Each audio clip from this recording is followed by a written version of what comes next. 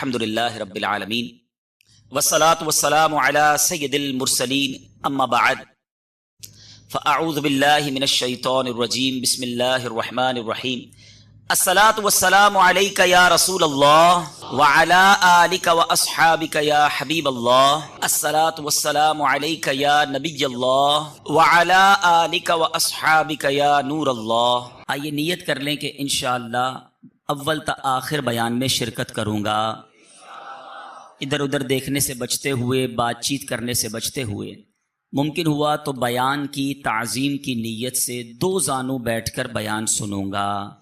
تو آپ میں سے جن کے لیے ممکن ہو وہ دو زانوں بیٹھ جائیں، جس طرح تحیات میں بیٹھتے ہیں، انشاءاللہ باادب بیٹھنے کی برکتیں بھی پائیں گے۔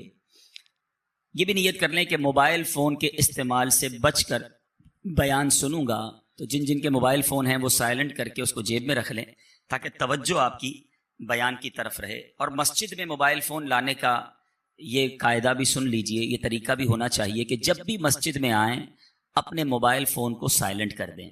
اور ویسے بھی موبائل فون میں میوزیکل ٹیون نہیں ہونی چاہیے، اور خدا نہ خواستہ مسجد میں آ کر کسی کے میوزیکل ٹیون بجتی ہے تو کتنی بے ادبی کی بات ہے۔ تو خدا را اپنے موبائل فون مسجد میں سائلنٹ رکھیں، اور مسجد کے باہر بھی موبائل فون میں کسی بھی صورت میں میوزیکل ٹیون جو ہے وہ نہ رکھی جائے۔ میٹھے اور پیارے اسلامی بھائیوں، جمعہ کا دن یہ عام دنوں کی طرح آرڈنری ڈے نہیں ہے، ہم اس کو بالکل بعض اوقات عام انداز میں گزارتے ہیں۔ جمعے کے دن کو خاص طور پر اہتمام کے ساتھ گزارنا چاہیے۔ اس کو یوم عید کہا گیا، یہ تمام دنوں کا سردار ہے۔ جمعے کے دن کی اتنی برکتیں ہیں کہ کوئی جمعہ کے دن انتقال کر جائے تو اس کو قبر کے منکر نکیرین کے سوال و جواب سے آسانی اور عذاب قبر سے نجات مل جاتی ہے۔ ہمارے بزرگان دین، ہمارے اسلاف جمعے کے دن ڈھونڈ ڈھونڈ کر نیکیاں کیا کرتے، مگر آج ہم نارمل طریقے سے جمعہ گزارتے ہیں۔ جمعے کے دن بھی معاذ اللہ گناہوں کا سلسلہ ہوتا ہے۔ یاد رہے، جہاں جمعہ کا دن اس قدر مبارک ہے، وہاں جمعہ کے دن اگر کوئی گناہ کیا جائے تو اس گناہ کو بھی 70 گناہ کاؤنٹ کیا جاتا ہے۔ تو کبھی بھی شب جمعہ، جمعرات کی رات، ویسے تو کبھی بھی گناہ نہیں کرنا چاہیے، مگر اسپیشلی جمعرات اور جمعے کو زیادہ احتیاط اور زیادہ نیکیاں کرنے کی عادت ڈالیں۔ یعنی اگر اعلان ہو جائے کہ ہفتے میں ایک دن ایسا ہوگا جو جتنا کمائے گا اس کو 10 گنا کر دیا جائے گا، اس دن کتنا کام کریں گے ہم؟ ارے ایک دن میں 10 گنا ملٹی پلائی، تو جمعے کے دن ایک نیکی 70 نیکیوں کے برابر۔ مثال کے طور پہ آپ نے 2 دن بعد کوئی نیکی کا کام کرنا تھا، آپ نے کسی کی کوئی مدد کرنی تھی، مسجد میں کچھ رقم دینی تھی، کوئی بھی نیکی کا کام کرنا تھا، کوشش کریں وہ جمعے والے دن پہلے کر لیں تاکہ 70 گنا اس کا جو ہے وہ ثواب مل جائے۔ برسوں ہو گئے جمعہ پڑھتے ہوئے۔ مدنی چینل کے ناظرین، دل تھام لیجئے، آج ایک ایسا وظیفہ بتانے جا رہا ہوں جس سے انشاءاللہ عز و جل نبی پاک علیہ الصلوۃ والسلام کی زیارت کا شرف حاصل ہو سکتا ہے۔ جی ہاں، اور یہ وظیفہ خود ہمیں نبی پاک علیہ الصلوۃ والسلام نے ہی عطا فرمایا ہے۔ حدیث پاک کا مضمون ہے، میرے آقا علیہ الصلوۃ والسلام فرماتے ہیں کہ جو کوئی شخص جمعے کی رات یعنی جمعرات 2 رکعت نفل اس طرح پڑھے کہ سورہ فاتحہ کے بعد ہر رکعت میں 25 بار سورہ اخلاص پڑھے، اور 2 رکعت کمپلیٹ کرنے کے بعد 1000 بار صلی اللہ علی محمد النبی الامی، یہ درود پاک آپ دیکھ رہے ہوں گے اسکرین پر، یہ پڑھ لے تو انشاءاللہ اگلے جمعے سے پہلے خواب میں میری زیارت کرے گا، اور جو خواب میں میری زیارت کرے گا اللہ عز و جل اس کے گناہ معاف فرما دے گا۔ آپ سب نے یہ وظیفہ کرنا ہے، بلکہ ہو سکے ہر جمعرات یہ وظیفہ کیجئے، انشاءاللہ ہم پر بھی کرم ہو جائے گا۔ ہم دعا کرتے ہیں، اے کاش کبھی ایسا بھی ہو خواب میں میرے وہ جس کی غلامی میں وہ آقا نظر آئے۔ امام صاحب خطبہ دیتے ہیں جمعہ کا۔ اب ہم لوگ عربی تو جانتے نہیں اور نہ جاننے کی کوشش کرتے ہیں، کبھی سوچا یہ جو خطبہ دیا جاتا ہے اس میں ہمارے لیے کیا کیا میسج ہوتا ہے؟ آج انشاءاللہ جمعے کے خطبہ رضویہ کے چند مدنی پھول پیش کرتا ہوں کہ یہ بار بار آپ نے الفاظ سنے ہوں گے، کئیوں کو خطبہ یاد بھی ہو گیا ہوگا، لیکن کیا کہتے ہیں امام صاحب یہ سمجھ نہیں آتا۔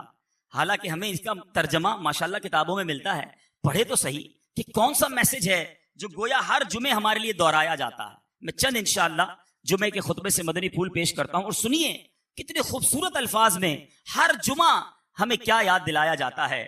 جمعے کے دن اعلان ہوتا ہے، اوصیکم ونفسی بتقوی اللہ عز وجل فی السر والاعلان۔ خطبہ دینے والا کہتا ہے، وصیت کرتا ہوں تم کو اور اپنے نفس کو پرہیزگاری کی، اللہ عز و جل کے لیے تنہائی اور لوگوں کے سامنے۔ فإن التقوی سنام ذر الایمان، اس لیے کہ پرہیزگاری ایمان کی انتہائی بلندی ہے. ہمیں تقوی کا درس دیا جاتا ہے, لوگوں کے سامنے بھی اکیلے میں بھی اللہ سے ڈرنے کی بات کی جا رہی ہے, اور فرمایا گیا کہ پرہیزگاری ایمان کی انتہائی بلندی پر ہے. اور آج ہمارا کیا حال ہے؟ ہم نہ لوگوں کے سامنے گناہوں سے باز آتے ہیں, نہ اکیلے میں گناہوں سے باز آتے ہیں, نہ لوگوں کے سامنے اللہ سے ڈرتے ہیں, نہ اکیلے میں رب سے ڈرتے ہیں. ابھی جو مذہبی حلیے والے لوگ ہوتے ہیں وہ لوگوں کے سامنے تو شرم کر لیتے ہیں کہ چلو کوئی دیکھ نہ لے, کسی کو پتہ نہ چل جائے, مگر سوچئے جب اکیلے میں ہوتے ہیں, ہماری خلوتیں ہوتی ہیں, اس وقت ہمارا حال کیا ہوتا ہے. آج بڑا بھائی نہ دیکھ لے, میرا دوست نہ دیکھ لے, میری عزت کرنے والا نہ دیکھ لے, اس بات کا تو خیال ہے, مگر تنہائی میں جب دروازہ بند ہوتا ہے اس وقت یہ خیال کیوں نہیں آتا کہ رب دیکھ رہا ہے, اللہ دیکھ رہا ہے. اے میرے میٹھے اور پیارے اسلامی بھائیوں, جس سے سب سے زیادہ شرم کرنی چاہیے تھی وہ دیکھ رہا ہے, اور ہم اس وقت بے شرمیاں کرتے ہیں, اس وقت گناہ کرتے ہیں. اے میرے میٹھے اور پیارے اسلامی بھائیوں, غور کیجئے, یہ کتنی بری بات ہے کہ رب دیکھ رہا ہو اور بندہ اسی کی نافرمانی کر رہا ہو. امام اہل سنت مولانا شاہ امام احمد رضا خان علیہ رحمت الرحمان کیا خوب فرماتے ہیں, چھپ کے لوگوں سے کیے جس کے گناہ, یعنی جس کی نافرمانی کر رہے ہو, چھپ کے لوگوں سے کیے جس کے گناہ, وہ خبردار ہے کیا ہونا ہے, وہ تو دیکھ رہا ہے. اور اگر وہی ناراض ہو گیا میرے میٹھے اسلامی بھائیوں, ہمارا کیا بنے گا؟ خدارا آج مبارک دن اور مبارک مہینہ ہے, اپنے اندر یہ احساس پیدا کیجئے کہ اللہ دیکھ رہا ہے, اور جس کا یہ احساس اجاگر ہو گیا اس کو انشاءاللہ گناہ سے بچنا بڑا آسان ہو جائے گا. ایک بار ایک شخص, کتابوں میں لکھا یہ واقعہ, اس نے ایک عورت کو گناہ کے ارادے سے پکڑا, ہاتھ میں خنجر تھا, لوگ جمع ہو گئے, لیکن وہ بدماش تھا, اس سے چھڑانے کی ہمت کسی میں نہ تھی. اس زمانے کے ایک بزرگ وہاں سے گزرے کہ دیکھا ایک بدماش نے ایک عورت کو پکڑا ہے, ہاتھ میں خنجر ہے, لوگ جمع ہیں. وہ بزرگ قریب تشریف لے گئے اور اس کے کان میں کچھ فرمایا. ان کا کچھ فرمانا تھا کہ وہ بدماش جو تھا گناہگار تھر تھر کانپنے لگا, ہاتھ سے وہ خنجر بھی گر گیا, عورت بھی چھوٹ کر چلی گئی, دھڑام سے گرا, بے ہوش ہو گیا. لوگ جمع ہو گئے, کہنے لگے تمہارا تو بڑا کر و فر تھا, تم تو بڑے جری, کسی کو جواب نہ دیتے, تم سے کوئی بات نہ کر سکتا, اتنا ڈرتے تھے لوگ تم سے, ایسا کیا ہوا کہ تم بے ہوش ہو کر گر گئے؟ وہ بدماش کہتا ہے پہلے یہ بتاؤ وہ تھے کون جنہوں نے میرے کان میں کچھ کہا؟ کہا وہ تو زمانے کے فلاں فلاں ولی تھے. کہا انہوں نے میرے کان میں آ کر صرف یہ کہا کہ جو تم اس وقت کر رہے ہو وہ اللہ دیکھ رہا ہے.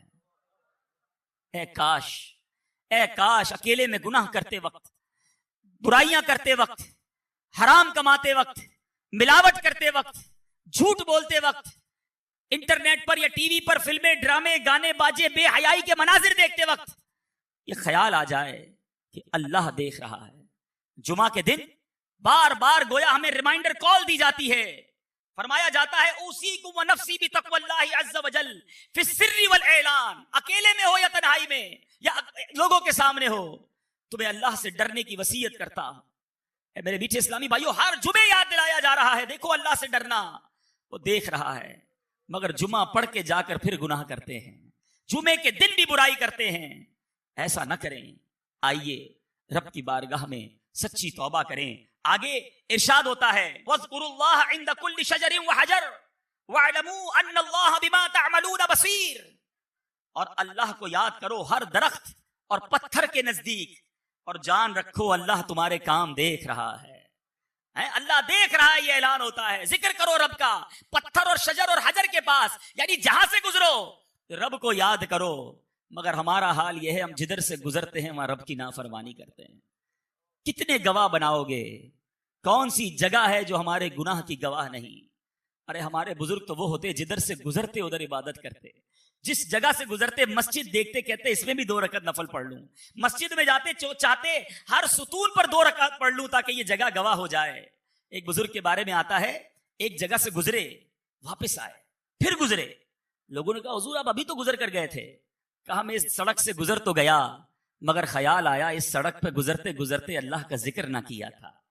میں چاہتا ہوں جس راستے سے گزروں وہ راستہ میرے ذکر اللہ کا گواہ بن جائے. سوچو ہمارے بزرگ تو یہ چاہتے تھے, مگر ہمارا حال ایسا ہے کہ جس راستے سے گزرتے ہیں اس راستے کو گالیوں کا گواہ بنا رہے ہیں. اس راستوں کو معاذ اللہ گاڑی میں بھی جاتے ہیں تو میوزک چلاتے ہیں, سارا راستہ وہ گواہ ہو جائے کہ میں گناہ کرتے کرتے گزرا ہوں. موٹر سائیکل پہ جا رہے تو کان میں ہیڈ فون لگا کے میوزک سنیں گے, ایک ایک سڑک کو گناہ کا گواہ کر رہے ہو. ہونا تو یہ چاہیے کہ میرا سفر بھی جاری ہو, میرا ذکر بھی جاری ہو, میرے زبان پر سرکار علیہ الصلوۃ والسلام پر درود بھی جاری ہو, جدھر سے گزروں وہ جگہ میرے ذکر اللہ کی گواہ بن جائے. جمعے کے خطبے میں ایک اور بات ہمیں ڈرائی جا رہی ہے, سمجھایا جاتا ہے وَأَنَّ اللَّهَ لَيْسَ بِغَافِلٍ عَمَّا تَعْمَلُونَ, اور اللہ تعالیٰ غافل نہیں ہے اس سے جو تم عمل کرتے ہو. وہ دیکھ رہا ہے, وہ غافل نہیں, ہم غافل ہوتے ہیں, وہ رب غافل نہیں ہے. اے میرے میٹھے اور پیارے اسلامی بھائیوں, پھر آگے جا کر ہمیں نبی پاک علیہ الصلوۃ والسلام سے محبت کا درس کس پیارے انداز میں خطیب دیا کرتے ہیں. فرمایا جاتا ہے فَإِنَّ السُّنَنَ هِيَ الْأَنْوَارُ, اس لیے کہ سنتیں یہی انوار ہیں. وَزَيِّنُوا قُلُوبَكُمْ بِحُبِّ هَذَا النَّبِيِّ الْكَرِيمِ, اور مزین کرو اپنے دلوں کو اس نبی کریم کی محبت سے. اگر دلوں کو مزین کرنا ہے, دلوں کو ڈیکوریٹ کرنا ہے, سرکار دو عالم صلی اللہ تعالی علیہ وسلم کی سنتوں سے مزین کرو. پھر فرماتے ہیں فَإِنَّ الْحُبَّ هُوَ الْإِيمَانُ كُلُّهُ, غور سے سنیں کہ محبت وہی ایمان ہے.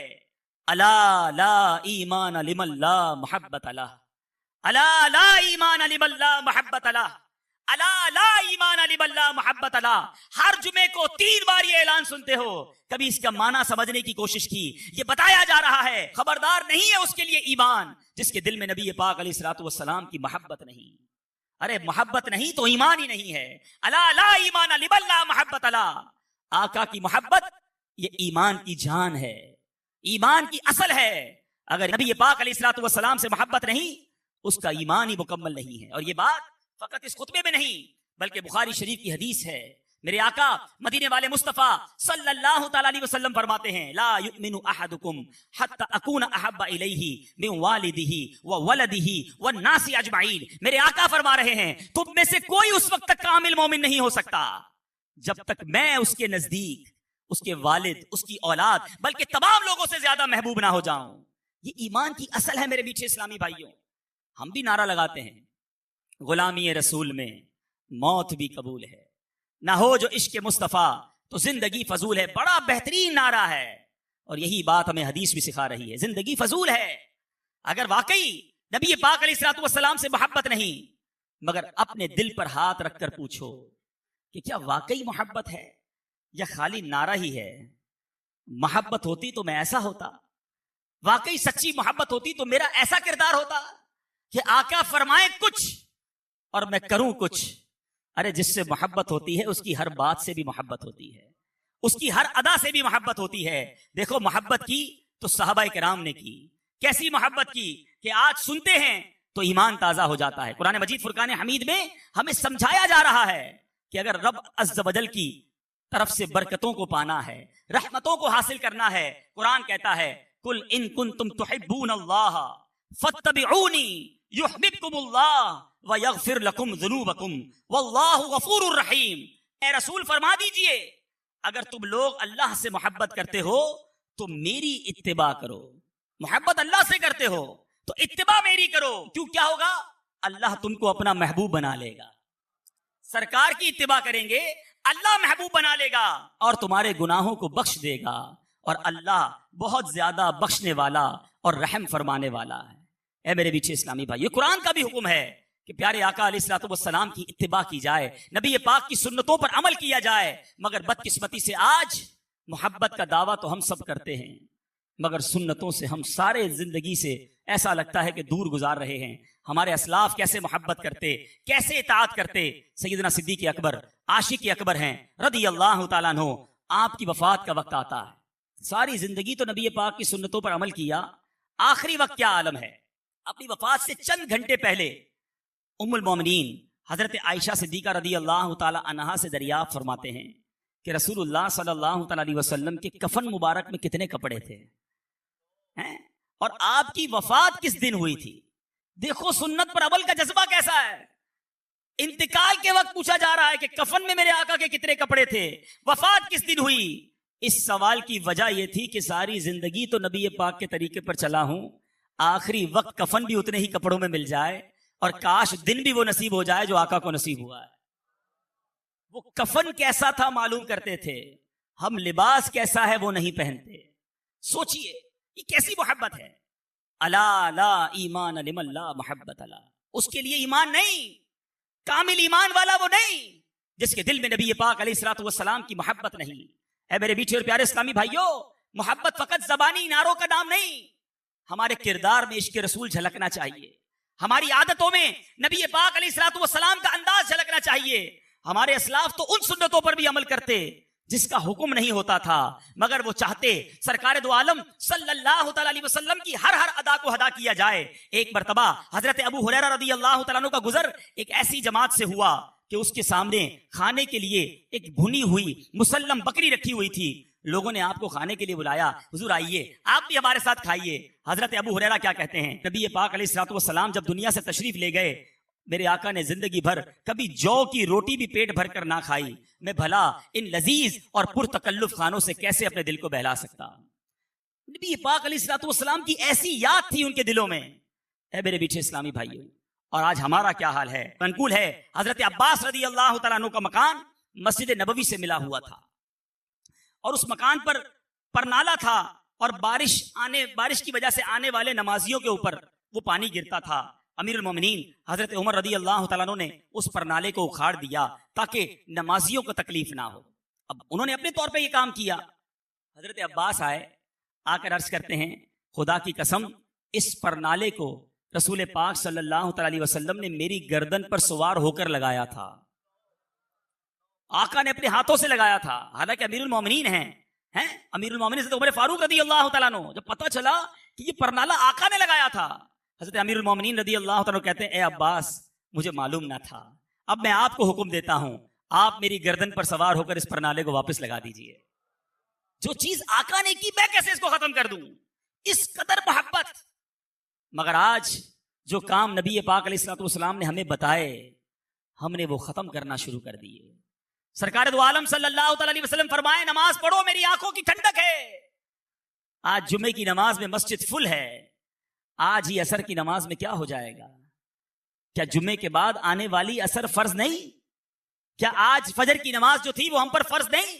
نمازی بھی ہوتا ہے، بڑا ہنستے ہنستے کہتا ہے جناب کیا کروں 4 نمازیں پڑھتا ہوں، فجر میں آنکھ نہیں کھلتی. اس سے پوچھیں کہ جس دن تمہاری صبح 7 بجے ٹرین ہوتی ہے اس دن کیسے 5 بجے تمہاری آنکھ کھل جاتی ہے؟ جس دن صبح 6 بجے بس میں جانا ہوتا ہے اس دن گھر والوں کو بھی کہہ کر سوتے ہو، الارم بھی رکھتے ہو. جس کو صبح نوکری پر 7 بجے پہنچنا ہوتا ہے، پتا ہے لیٹ ہو گیا تو لیٹ منٹ لگ جائے گی، پیسے کٹ جائیں گے، وہ اپنی نوکری پر پہنچ جاتا ہے. تو جواب آئے گا نوکری کی اہمیت ہے، فلائٹ کی اہمیت ہے، ٹرین اور بس پر جانے کی اہمیت ہے، ہمارے نزدیک نماز کی اہمیت نہیں ہے. ایسا نہ کریں میرے میٹھے اسلامی بھائیوں، آج نیت کریں آج کے بعد ہماری کوئی نماز قضا نہیں ہوگی. زور سے نعرہ لگائیں آج کے بعد ہماری کوئی نماز قضا نہیں ہوگی. اسی طرح میرے میٹھے اسلامی بھائیوں، سرکار دو عالم صلی اللہ تعالی علیہ وسلم جس چیز کو بنا کر دے ہمارے صحابہ پھر اس کی طرف منہ موڑ کر نہیں دیکھتے تھے. ایک بار حضرت عبداللہ ابن عباس رضی اللہ تعالیٰ عنہ سے روایت، رسول اللہ صلی اللہ تعالی علیہ وسلم نے ایک شخص کو دیکھا تو سونے کی انگوٹھی پہنے ہوئے. نبی پاک علیہ الصلوۃ والسلام نے اس کے ہاتھ سے وہ انگوٹھی نکالی اور پھینک دی اور فرمایا تم میں سے کوئی چاہتا ہے کہ آگ کے انگارے کو اپنے ہاتھ میں ڈالے؟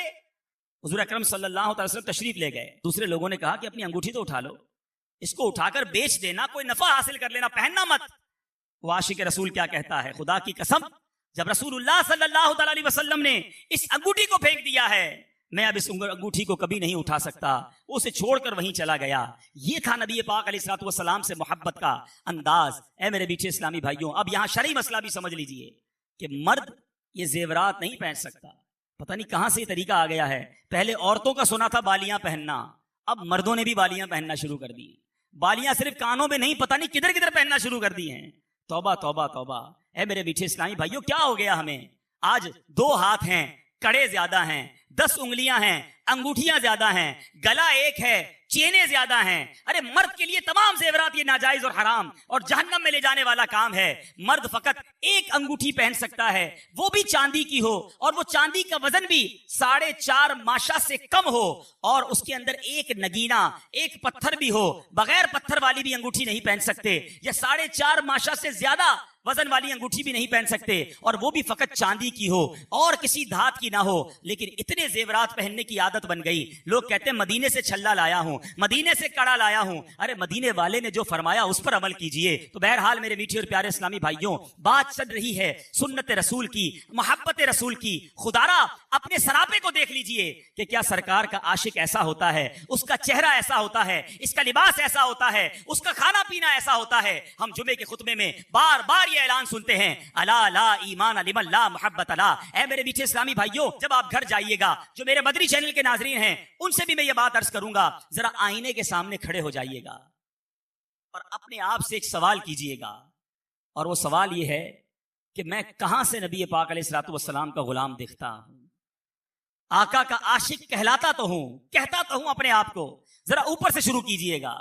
بال نبی پاک کے طریقے والے ہیں یا آقا کے دشمنوں کے طریقے والے ہیں؟ پھر چہرہ سنت کے مطابق ہے یا معاذ اللہ نبی پاک علیہ الصلوۃ والسلام کے دشمنوں والا چہرہ ہے؟ چہرے پر داڑھی ہے کہ نہیں؟ سرکار دو عالم صلی اللہ تعالی علیہ وسلم کا فرمان ہے جس کا مفہوم ہے داڑیاں بڑھاؤ, مونچھیں پست کرو, اور میرے دشمنوں جیسا چہرہ نہ بناؤ. یہ کیسا عاشق ہے؟ سرکار کا عاشق بھی کیا داڑھی مڈاتا ہے؟ کیوں عشق کا چہرے سے اظہار نہیں ہوتا؟ پھر ذرا لباس دیکھیے گا اپنا, اگر سنتوں والا ہے تو ٹھیک ہے, اور اگر نہیں انگریزوں والا اور بے پردگی والا لباس ہے تو پھر اپنے آپ سے پوچھئے گا کہ میں کہاں سے مسلمان ہوں. پھر ذرا تھوڑی دیر گفتگو کرتے وقت نوٹ کیجئے گا کہ ہماری گفتگو کے اندر الفاظ کون سے ہیں. کیا السلام علیکم ورحمۃ اللہ وبرکاتہ کی عادت ہے؟ وعلیکم السلام ورحمۃ اللہ وبرکاتہ کی عادت ہے؟ سبحان اللہ, ماشاء اللہ, انشاء اللہ, یہ ہماری زبان پر ہے یا فلمی ڈائلاگ ہیں, گانے باجے ہیں, بے حیائی کی باتیں ہیں؟ ارے کھانا کھانے بیٹھتے ہیں کسی کے ساتھ تو سمجھ نہیں آتا کہ مسلمان کے ساتھ کھا رہے ہیں یا کسی غیر مسلم کے ساتھ کھانا کھا رہے ہیں, الٹے ہاتھ سے سارے معاملات ہو رہے ہیں, اور جناب انداز ہی دوسرا ہے. میں آپ سب سے ایک بات کہنا چاہتا ہوں, خدارا غلامی رسول کا دعویٰ کرنے والوں اپنی اسکیننگ کرو کہ میں واقعی غلام رسول ہوں. ارے غلام رسول وہ ہوتا ہے کہ جس کو دور سے دیکھیں تو پتا چل جائے کس کا غلام ہے. شاعر لکھتا ہے نا, فنا اتنا تو ہو جاؤں میں تیری ذات عالی میں, جو مجھ کو دیکھ لے اس کو تیرا دیدار ہو جائے. ہمیں دور سے دیکھ کر پتا چل جائے کہ نبی پاک علیہ الصلوۃ والسلام کا عاشق اور امتی جا رہا ہے. محبت کیجئے, اپنے آقا سے ٹوٹ کر محبت کیجئے, مگر ان کے طریقے پر عمل بھی کیجئے. نبی پاک علیہ الصلوۃ والسلام کا غلام جھوٹا نہیں ہوتا, آقا کا غلام دھوکہ دینے والا نہیں ہوتا, نبی پاک علیہ الصلوۃ والسلام کا سچا عاشق حرام کمانے والا نہیں ہوتا. ارے کیسے وہ سود کا کاروبار کرے گا جب آقا علیہ الصلوۃ والسلام فرمائیں کہ سود کے 70 درجے ہیں اور اس کا سب سے کم تر درجہ یہ ہے, حدیث پاک کا خلاصہ ہے اس کا سب سے کم تر درجہ یہ ہے کہ بندہ اپنی ماں کے ساتھ بدکاری کرے. کہ نبی پاک کا غلام سود کا کاروبار کرے گا؟ ارے سود کا کام کرنے والے کو اللہ سے جنگ کرنے والا کہا گیا. چھوڑ دو یہ کاروبار, نہ کرو کاروبار میں ملاوٹ, نہ بولو جھوٹ, نہ کماؤ حرام. یہ سرکار کی غلامی نہیں, یہ بربادی کی طرف جا رہے ہیں. یہ جمعے کا خطبہ زبردست میسج ہے ہمارے لیے. الا لا ایمان لمن لا محبت لا. ارے نہیں ہے اس کا ایمان کامل جس کے دل میں نبی پاک علیہ الصلوۃ والسلام سے محبت نہیں ہے. محبت کیجئے. وہ دل بیکار ہے جس دل میں عشق رسول نہیں ہے, وہ دل بیکار ہے جس دل میں محبت رسول نہیں ہے. اے میرے میٹھے اور پیارے اسلامی بھائیوں, اس کے بعد جمعے کے خطبے میں ہمیں اور آگے جا کر سمجھایا جا رہا ہے البر لا یبلا والذنب لا ينسى والدیان لا يموت اعمل ما شئت كما تدین تدان. اس کا ترجمہ اگر سمجھ آ جائے نا, یہ ڈرا دینے کے لیے کافی ہے. فرمایا جا رہا ہے البر لا یبلا, نیکی پرانی نہ ہوگی, والذنب لا ينسى, اور گناہ بھلایا نہ جائے گا, والدیان لا يموت, اور جس نے فیصلہ کرنا ہے, جس نے بدلہ دینا ہے وہ مرتا نہیں, اسے موت نہیں آتی. اعمل ما شئت کما تدین تدان, کہا گیا کر لے جو کچھ کرنا ہے, بدلہ دیا جائے گا. کر لے جو کرنا ہے آخر موت ہے, ایک دن مرنا ہے آخر موت ہے. یہ اتنی زبردست حدیث ہے. فرمایا البر لا یبلا, نیکی پرانی نہیں ہوتی, نیکیاں کرتے جاؤ جمع کراتے جاؤ, وہ رب نیکوکاروں کا اجر ضائع نہیں کرتا. وَالذَّنبُ لَا يُنسَا, گناہ کر کے ہم بھول جاتے ہیں, مگر یہ گناہ بھلایا نہیں گیا, کہیں نوٹ ہو گیا. ہم بڑے عجیب لوگ ہیں, ہم نے اتنے گناہ کیے ہمیں یاد ہی نہیں ہیں. نیکیاں ساری یاد رکھی ہوئی ہیں. ہمارے اسلاف نیکیاں بھول جاتے, گناہ یاد رکھتے. آج ہمیں یہ بھی یاد ہے کہ 15 سال پہلے مدینے گیا تھا, 10 سال پہلے میں نے مسجد کو پیسے دیے تھے, 5 سال پہلے فلاں غریب کی شادی کروائی تھی. کسی کے ساتھ 10-15 منٹ بیٹھو, اپنی 15 سال کی نیکیاں گنوا دیتا ہے. اس سے پوچھیں جناب کل جھوٹ بولا تھا یاد ہے؟ 15 سال پرانی نیکی یاد رکھ کے گنوائی جا رہے ہو. کل جھوٹ بولا تھا, آج صبح تم سے بدنگاہی ہو گئی تھی یاد ہے؟ تھوڑی دیر پہلے آپ نے غیبت کی تھی وہ یاد ہے؟ کیسے لوگ ہیں ہم گناہ کری جا رہے ہیں, بھولی جا رہے ہیں. مگر وَالذَّنبُ لَا يُنسَا, گناہ بھلایا نہیں جائے گا.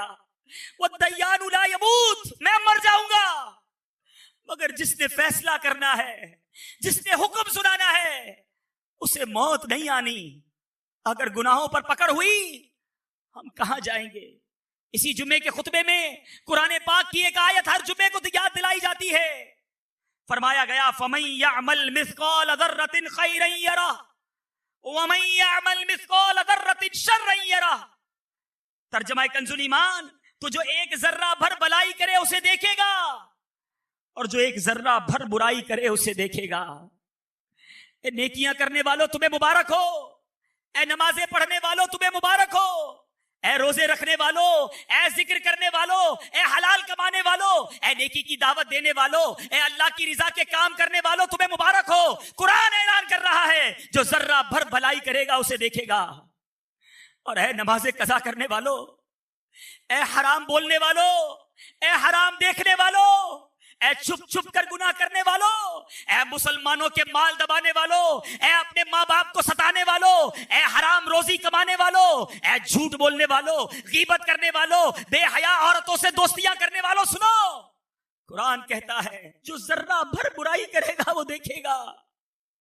قیامت کے دن اگر ہماری برائیاں ہمارے سامنے کر دی گئی اور کہا گیا پڑھو, ہم کہاں جائیں گے؟ اے میرے میٹھے اسلامی بھائیوں, قرآن میں جا بجا یہ حکم موجود ہے کہ قیامت کے دن نامہ اعمال ہاتھ میں دیا جائے گا. خوشخبری ہے ان کے لیے کہ جن کے سیدھے ہاتھوں میں نامہ اعمال دیا جائے گا. مگر قرآن ہی کہتا ہے کہ بد نصیب ہوں گے چند لوگ وہ جن کی پیٹھ توڑ کر ان کے بائیں ہاتھ میں ان کا نامہ اعمال دے دیا جائے گا اور کہا جائے گا اپنا اعمال نامہ پڑھ کر سناؤ. ذرا سوچو تو صحیح ہمارے اعمال نامے میں کیا کیا ہے. ارے چھپ چھپ کر گناہ کیے ہیں, رات کے اندھیرے میں دروازہ بند کر کر کے گناہ کیے ہیں. اگر وہ پڑھنے پڑ گئے تو کہاں جائیں گے؟ اس میدان محشر میں ہمارے آقا بھی ہوں گے, تمام انبیاء کرام بھی ہوں گے, صحابہ کرام بھی ہوں گے, ہمارے غوث اعظم بھی ہوں گے, ہمارے پیر و مرشد بھی ہوں گے, ہاں ہمارے والدین ہوں گے, ہم سے محبت کرنے والے دوست بھی ہوں گے. ہم کیسے اپنی گندی باتیں پڑھ کر سنائیں گے؟ نہ کرو ایسے کام جس کے لیے قیامت کے دن شرمندہ ہونا پڑے, نہ کرو ایسے اعمال کے قیامت کے دن جواب نہ بن پڑے.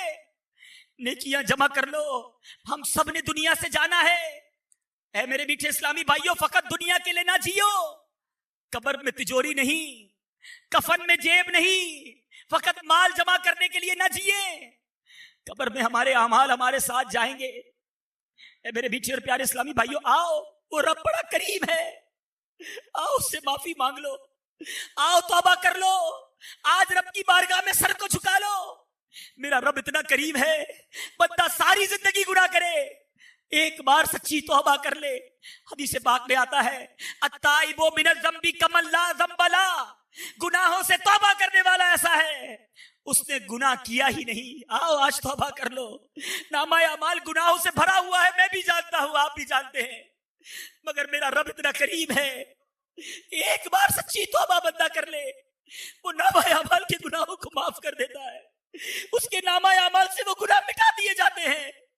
دنیا میں ہم جرم کریں, ہمارا ریکارڈ لکھ لیا جاتا ہے, میرے رب کی شان دیکھو، بندہ توبہ کرے رب نامہ اعمال سے سارے گناہ ہی مٹا دیتا ہے، بلکہ جس پر کرم نواز ہو جائے اس کے گناہ نیکیوں سے بدل دیتا ہے۔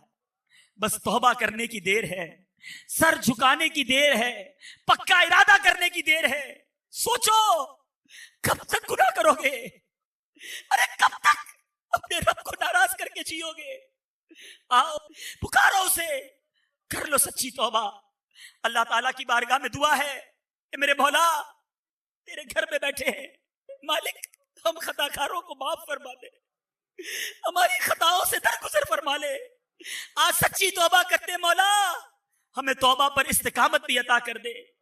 یا الہی نامہ اعمال جب کھلنے لگے، میرے بیچ اسلامی بھائیوں آ جاؤ، دعوت اسلامی کے مدنی ماحول سے وابستہ ہو جائے۔ یہ وہ ماحول ہے جو ہمیں آخرت کی یاد دلاتا ہے، ہمیں گناہوں سے بچانے کی کوشش کرتا ہے۔ اس ماحول میں آتے ہیں تو گناہ سے بچنے کا جذبہ ملتا ہے۔ نیتیں کریں انشاءاللہ آج کے بعد ہماری کوئی نماز قضا نہیں ہوگی، آج کے بعد فلمیں ڈرامے نہیں دیکھیں گے، گانے باجے نہیں سنیں گے، اب باقی زندگی نبی پاک کی سنت کے مطابق گزاریں گے۔ ہر جمعرات جہاں جہاں آپ دنیا میں موجود مجھے سن رہے ہیں، نیت کریں ہر جمعرات دعوت اسلامی کے ہفتہ وار اجتماع میں شرکت کریں گے۔ ہر ہفتے کی رات امیر اہل سنت مدنی مذاکرہ فرماتے ہیں، جس میں ہماری تربیت فرماتے ہیں۔ اپنے بچوں کے ساتھ، گھر والوں کے ساتھ بیٹھ کر ہر ہفتے کی رات مدنی مذاکرہ سنیں، اور واقعی نیک بننا چاہتے ہیں، پریکٹیکلی نیک بننا چاہتے ہیں تو ایک اور نیت کر لیں کہ ہر مہینے کم از کم 3 دن کے مدنی قافلے میں سفر کریں گے۔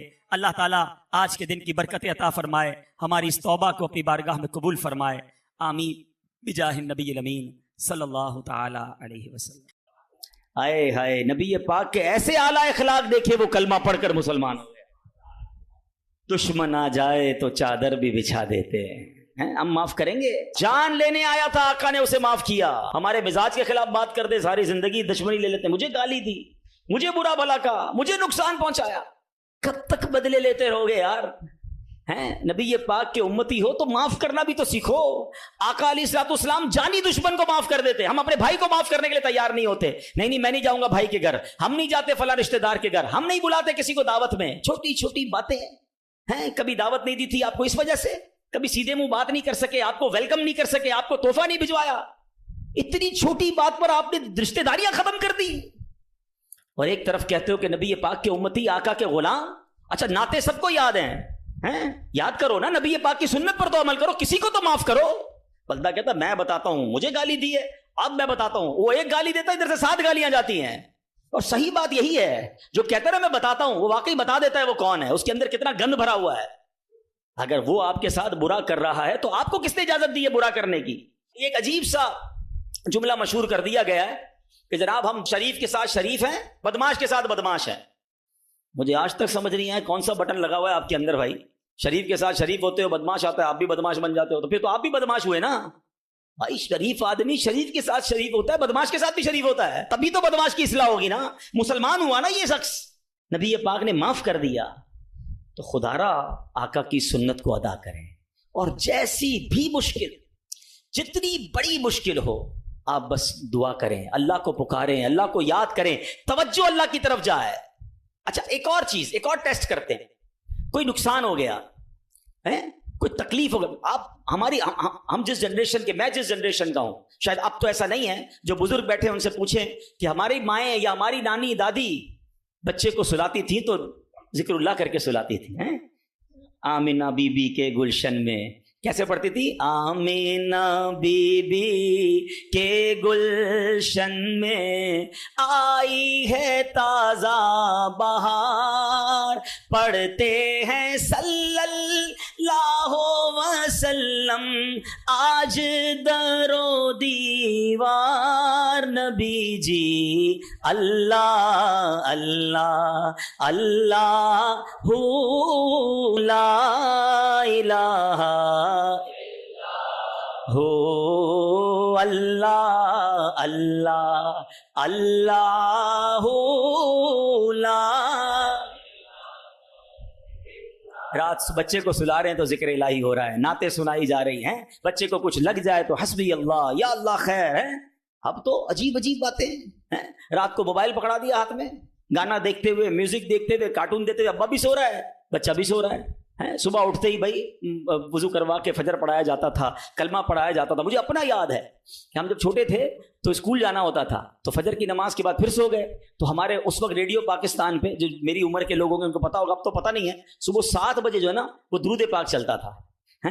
اللہم صلی علی سیدنا محمد النبی الامی وعلی آلہ وصحبہ کچھ یاد آ رہا ہوگا, یہ کنٹینیو چلتا تھا. تو والدہ وہ اس کو آن کر کے بڑی آواز کر دیتے تھے, تو خود ہی آنکھ کھل جاتی تھی, خود ہی. اب درود سے اٹھایا جا رہا ہے. یہ انداز تھا ہمارے گھروں کا کہ صبح اٹھاتے وقت, رات سلاتے وقت, بچے گھر سے جا رہا ہے, اللہ رسول کے حوالے, غوث پاک کے حوالے. یعنی ہماری ٹریننگ اس طرح ہوتی تھی کہ بات پر اللہ کا ذکر, اللہ کے رسول کا ذکر. اب تو کوئی تکلیف ہو, پتہ نہیں انگریزی میں پتہ نہیں کیا کیا آوازیں نکال رہے ہوتے ہیں, معاذ اللہ گالیاں منہ سے آ رہی ہوتی, لیکن ہے ہی نہیں. پہلے تو زبان سے یا اللہ خیر, فوراً ذکر الہی. یعنی ہماری ٹریننگ یہ ہوا کرتی, اور ہونی بھی یہی چاہیے مسلمان کی, کہ ہم تکلیف میں بھی. اچھا پھر ایک اور عجیب بات پتہ ہے کیا ہے, چلیں اب میں دوسری طرف لے آتا ہوں اپنی گفتگو کو, کہ تکلیف میں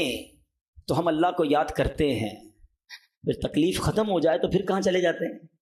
اچھا بعض اوقات پتہ ہے کہ اچانک مسجد میں کوئی نیا آدمی نظر آنے لگتا ہے نا, ٹوپی بھی پہنی ہوئی, ہاتھ میں تسبیح بھی ہے, اللہ کہ خیر تو یہ کدھر سے آیا ہے, اور 5 نمازیں بھی پڑھ رہا ہے, بعض اوقات نماز سے بھی پہلے آ جاتا ہے. میں پوچھو خیر تو ہے, بس وہ والدہ ہاسپٹل میں ہے یا فلاں پرابلم ہے. بہت اچھی بات ہے, میں خدا نہ خواستہ ڈسکریج نہیں کر رہا, مگر ادھر وہ پرابلم دور ہوئی, ادھر مریض ٹھیک ہوا, ادھر مسئلہ حل ہوا, وہ بندہ ہی غائب ہو گیا مسجد سے. تو یہ کیا ہے, ہم خوشی میں بھی اللہ کے بندے ہیں, ہم غم میں بھی اللہ کے بندے ہیں. ہم غموں میں بھی اسے پکاریں, ہم خوشی میں بھی اسے یاد رکھیں. اور یہ بات میں نہیں کہہ رہا, یہ اللہ کریم نے قرآن مجید فرقان حمید میں ارشاد فرمایا, اور یہ کافروں کی عادت اللہ نے ارشاد فرمائی. سنو, اللہ قرآن میں فرماتا ہے وَإِذَا مَسَّ الْإِنسَانَ الضُّرُّ دَعَانَا لِجَنبِهِ أَوْ قَاعِدًا أَوْ قَائِمًا. اللہ فرماتا ہے اور جب آدمی کو تکلیف پہنچتی ہے تو لیٹے ہوئے اور بیٹھے ہوئے اور کھڑے ہوئے ہر حالت میں ہم سے دعا کرتا ہے. بہت اچھی بات ہے, مگر آگے کیا ہوا, اللہ فرماتا ہے پھر جب ہم اس کی تکلیف دور کر دیتے ہیں تو یوں چل دیتا ہے گویا کبھی کسی تکلیف کے پہنچنے پر ہمیں پکارا ہی نہیں تھا, یاد ہی نہیں رہتا اللہ کا گھر. سچ بتاؤ ایسا ہم نہیں کرتے؟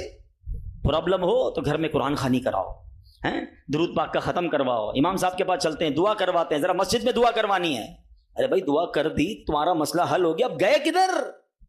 یہ اللہ پاک سے کیا تعلق بنا رہے ہو؟ ایسا نہ کریں. دیکھیں آپ اپنے انداز میں سمجھیں, میں بلا تمثیل سمجھا رہا ہوں. کوئی بندہ وہ ہے جو آپ سے جب ملتا ہے اپنے مطلب کے لیے ملتا ہے, بلکہ ایسے بھی لوگ ہوتے جب آتے سمجھ آ جاتی ہے یار کوئی کام ہی لے کر آیا ہوگا, اس کا کوئی مسئلہ اٹکا ہے نا تو آج چہرہ دکھایا ہے, تو اس بندے کی کیا عزت ہوتی ہے آپ کے پاس. اور ایک بندہ ہے جو روز ملتا ہے, محبت کرتا ہے آپ سے آپ کے پاس آ کے بیٹھتا ہے, کبھی کبھی مسئلہ بھی بیان کر دیتا ہے, لیکن مسئلہ نہ بھی ہو تو آپ کے پاس ضرور آتا ہے. وہ دوست ہوتا ہے نا, فرق ہے نا, ایک مطلب کے وقت تمہارے پاس آتا ہے, ایک روز تمہارے ساتھ پاس آتا ہے. اب بلا تمثیل سمجھو, جو مطلب کے وقت اللہ کی بارگاہ میں جا رہا ہے, جو کسی مشکل کے وقت تو رب کے پاس جاتا ہے, اور جیسے ہی رب اپنے کرم سے مشکل آسان کر دے وہ غائب ہو جاتا ہے. تو ایسا نہ کیا کرو, اللہ کے گھر میں آیا کرو, مسجدوں میں بیٹھا کرو, نمازوں کی پابندی کیا کرو, اور اللہ کو ہر حال میں پکارا کرو. پھر دیکھو وہ رب کریم آپ کی کیسی مشکلیں آسان فرمائے گا. اور ہمارے اسلاف تو کس طرح اللہ کو غم میں یاد کیا کرتے. اللہ اکبر. ایک بار بڑا خوبصورت واقعہ پھر انشاءاللہ اپنا بیان میں ختم کرتا ہوں. ابو الحسن سری سقطی رحمۃ اللہ تعالی کا واقعہ ہے. آپ کی خدمت میں ایک مرتبہ آپ کی ایک پڑوسن آئی اور عرض کرتی کہ اے ابو الحسن, رات میرے بچے کو سپاہی اٹھا کر لے گئے اور وہ اسے بڑی تکلیف دیں گے, آپ کچھ کیجئے, میرے بیٹے کے لیے سفارش کیجئے. پڑوسن کی فریاد سن کر سیدنا ابو الحسن نے کیا کیا, جانماز بچھائی یا کھڑے ہوئے اور خشوع و خضوع کے ساتھ نماز شروع کر دی. اب پڑوسن کہہ رہی میں ان سے سفارش کرانے آئی ہوں, بچہ میرا جیل میں ہے, پتہ نہیں کتنی پٹائی کریں گے اس کی, اور یہ حضرت نماز پڑھنے پہ لگ گئے. اچھا نماز بھی آپ نے بڑی طویل نا, مزیدار خشوع و خضوع سے پڑھ رہے ہیں. اچھا جب کافی دیر ہو گئی نا تو وہ عورت کہتی حضرت جلدی کریں, میرے بچے کو قید میں ڈالا ہوا ہے وہ, اور اس کی تکلیف پہنچائیں گے. آپ نے جلدی نہیں کیا, آپ نے سکون سے نماز پڑھی, اور جب نماز سے سلام پھیرا نا تو کہا اے میری بہن, تمہارا ہی تو معاملہ حل کروا رہا تھا, تمہارا مسئلہ ہی تو حل کر رہا تھا. ابھی یہ آپ نے کہا تو پڑوسن بھاگتی بھی, اس کی بچی بھاگتی ہوئی, امی گھر آ جائیں, بھائی آ گیا واپس. بیٹا گھر آ گیا, آپ نے کہا میں وہی تو مسئلہ حل کر رہا تھا, جدھر سے حل ہونا ہے ادھر آپ نے رجوع کر لیا, یہ طریقہ بتا دیا ہمیں. پرابلم ہونا وضو کریں اور 2 رکعت صلاۃ الحاجات پڑھیں. ہاں اللہ کے پاس, یا اللہ تیری بارگاہ میں آ گیا ہوں, جو پرابلم ہے, آپ کی رپورٹ غلط آ گئی ہے, آپ کی ڈاکٹر کہتا ہے پرابلم ہے, آپ کو جناب کوئی قرضے کا مسئلہ آ گیا ہے, کوئی بھی پرابلم, مال خراب ہو گیا ہے, 2 رکعت پڑھیں. کسی کے پاس پہلے نہ جاؤ, پہلے اللہ کے پاس. اللہ بھیجے گا آپ کو, اللہ آپ کے پاس راستے بنائے گا. آپ انشاءاللہ نماز پڑھیں, اللہ کو پکاریں, آپ کو انشاءاللہ ایسا راستہ سجائی دے گا کہ کام سارے سیدھے ہو جائیں گے. ہم پہلے کہیں اور جاتے ہیں, ہم رب کے پاس کیوں نہیں جاتے؟ ہم سب کے پاس جاتے ہیں, ہم رب کے پاس نہیں جاتے. ہم سب پر بھروسہ کرتے ہیں, ہم رب پر بھروسہ نہیں کرتے. آج کے اس بیان میں ایک بات سیکھ کر جانا ہے کہ میری مشکلوں کو حل کرنے والا کون ہے. زور سے بولو نا, ایک بار اور بولو. پریشانی دور کرنے والا کون ہے؟ بیماری دور کرنے والا کون ہے؟ مصیبت ٹالنے والا کون ہے؟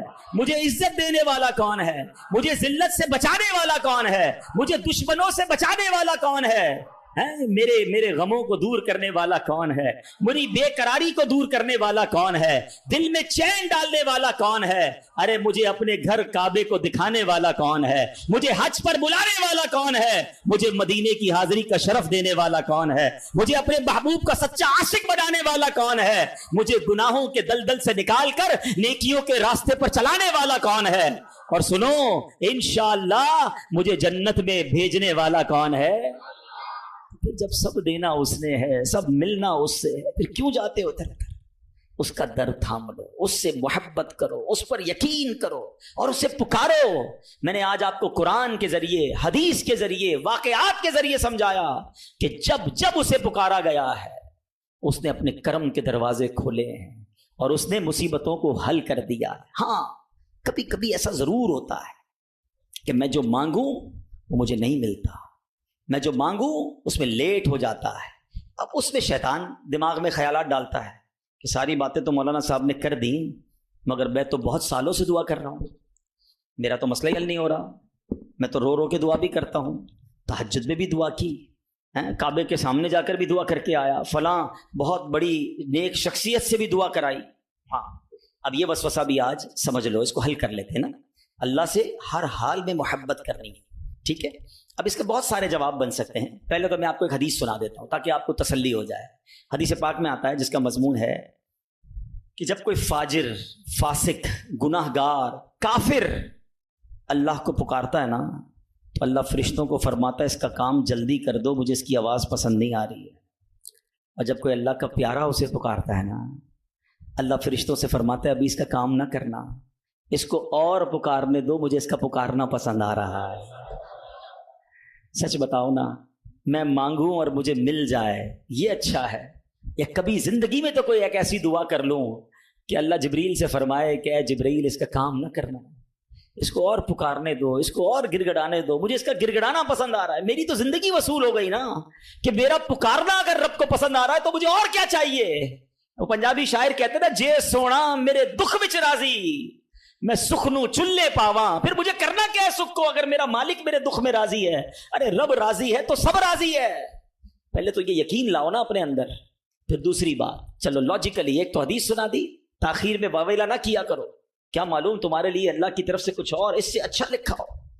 اور ایک لاجیکلی بات بھی سمجھ لو تاکہ آئندہ دعا میں تاخیر ہو تو اللہ سے شکوہ مت کرنا, اللہ سے دور مت بھاگ جانا, محبت میں کمی نہ آنے دینا, بھروسے میں کمی نہ آنے دینا. آپ کے گھر میں کوئی بچہ ہو, اس کو بخار ہو جائے, ٹھیک ہے نا, کھانسی بھی ہو رہی ہے, وائرل ہو گیا ہے, اور وہ رو رہا ہے مجھے آئس کریم کھانی ہے, آپ کھلائیں گے؟ جواب دیجئے. اچھا وہ کیا ٹھنڈا پانی جوس پینا ہے, پلائیں گے؟ اچھا وہ رونے لگ جائے, خوب روئے, ضد کرے, آپ کا ایک دوست بھی برابر میں بیٹھا ہو کہ یار کیسے ظالم باپ ہو, آپ کا بچہ رو رہا ہے, کھلا دو نا آئس کریم, جوس پلا دو, کیا جاتا ہے؟ کیا جواب دو گے؟ دوست کے کہنے پہ پلا دو گے؟ آپ کہیں گے بھائی میں اس کا والد ہوں, مجھے پتا ہے کہ مجھے کب اس کو کیا دینا ہے. ایسا ہی ہے نا, تم والد ہو, تمہیں پتا ہے بچے کو کب کیا دینا ہے, میرے مالک کو نہیں پتا کب مجھے کیا دینا ہے. میں رو رہا ہوں نہیں دے رہا, میں گڑ گڑا رہا ہوں نہیں دے رہا, میں التجا کر رہا ہوں نہیں دے رہا. ارے مان لو نا کہ اگر وہ نہیں دے رہا تو یہی میرے لیے بہتر ہے. جس دن یہ یقین آ گیا نا تمہیں, پھر دعا کا مزہ ہی اور ہوگا, پھر اللہ کی محبت کا انداز ہی اور ہوگا. کام ہو جائے تب بھی یا اللہ تیرا شکر، کام نہیں ہو تب بھی یا اللہ تیرا شکر۔ تو بہرحال میرے پیارے اسلامی بھائیوں، یہ خوبصورت ماحول ہے دعوت اسلامی کا جو ہمیں اللہ کے قریب کرتا ہے، اللہ کے حبیب علیہ الصلوۃ والسلام کے قریب کرتا ہے، صحابہ، اہل بیت اور اولیاء کے قریب کرتا ہے، رب کی محبت ہمارے دلوں میں ڈالتا ہے۔ تو اے میرے پیارے اسلامی بھائیوں، اس ماحول سے وابستہ رہیں، اجتماعات میں آتے رہیں، دعوت اسلامی کے مدنی قافلوں میں سفر کریں تو انشاءاللہ محبت الہی میں اضافہ ہوتا رہے گا۔ آج اللہ سے ہم دعا کرتے ہیں کہ اللہ ہمیں اپنا سچا دوست بنا لے، اپنا پکا بھروسہ نصیب فرما دے اور ہمیں گناہوں بھری زندگی سے نجات عطا فرمائے۔